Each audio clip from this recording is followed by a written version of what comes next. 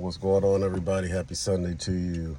Just wanted to drop another video real quick about what's going on right now. Right now, I'm in front of one of my accounts. Well, actually, two of my accounts because they're side by side, and we have a new subcontractor that's going to be taking over this account and possibly the other account because I found out yesterday that the subcontractor that has this account is possibly going to let it go. So I need to be preparing to switch it out for somebody else, which it kind of falls in line with this because, like I said, we're walking a new subcontractor through this small boutique, and they're going to possibly take over the other one right next door to it, which makes it a lot easier for me. And the cleaning schedule is right in line with each other, so it's every other week on a Sunday.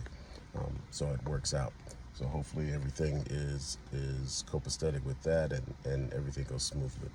But when I'm kind of talking about vetting your subcontractors, and I've made a few videos about it this past week, and how you actually go about vetting, or how I go about vetting them. It's really fairly simple, other than, making sure that they have the paperwork that they're well, depending on the quality of subcontractor that you're trying to get, there's certain things that you're going to want them to have. You want to make sure that they are actual business, entities, with their LLC and all that good stuff. Now, if you want to do the subcontractors that are just, working for you and not really, have their own business, have their own insurance and all that other stuff, you can do that. That's fine. But I usually try to go with people that are a little more business minded, and it makes it a lot easier for me. And there's more to go into that, especially if you get into the cleaning business automations kit. You'll learn from AJ Simmons about how to get quality subcontractors. And there's ways that you can do it, certain techniques and stuff that you can use to get quality subcontractors. So definitely get that. Go to Clean Biz University /automations to check that out. But I digress. Keep going. So, the way that I usually do it is to make sure that they have, the required paperwork to be legit business owners, because it makes it a little bit easier for me. Then after doing that, I kind of ask certain questions to kind of see where their mindset is in reference to their business and what they're doing. How many accounts they have. Are they currently working a full-time job and this is like a side thing, or are they really trying to grow their business? Because that really tells you the mindset and the position of where they are right now in reference to growing their business, right? And when you're working with other business owners, it makes it a whole lot easier, in my opinion.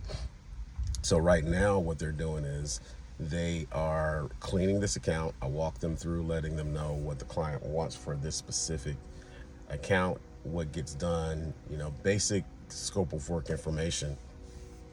And then I'm gonna let them go, see what they do. They're in there right now.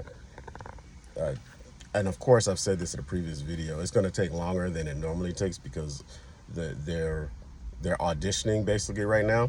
So while they're auditioning, they're gonna do a little bit more than they normally do. The key to it is just making sure you kind of have consistent inspections and kind of just looking over the account, making sure that there's consistency in the cleaning that they're doing. So once that happens, that you have, a pretty good contractor or subcontractor, you can put them in other accounts.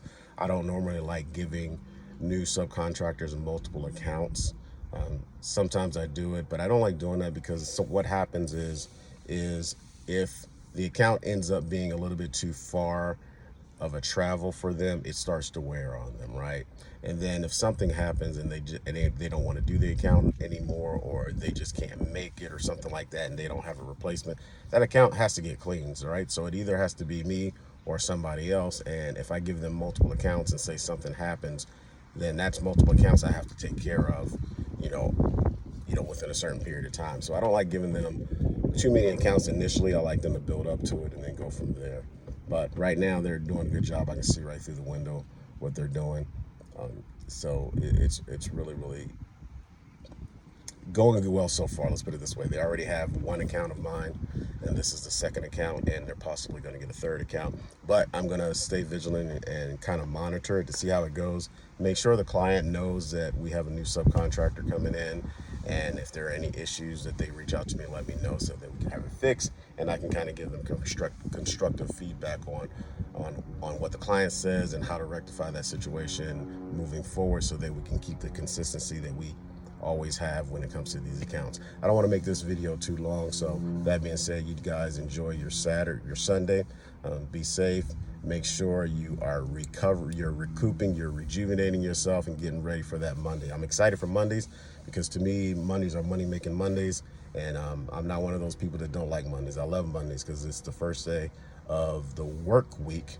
You know what I mean? That Monday through Friday work week, I'm excited about it. And it's another opportunity for me to build, to grow, and to get better. So you guys be blessed. Talk to you next time.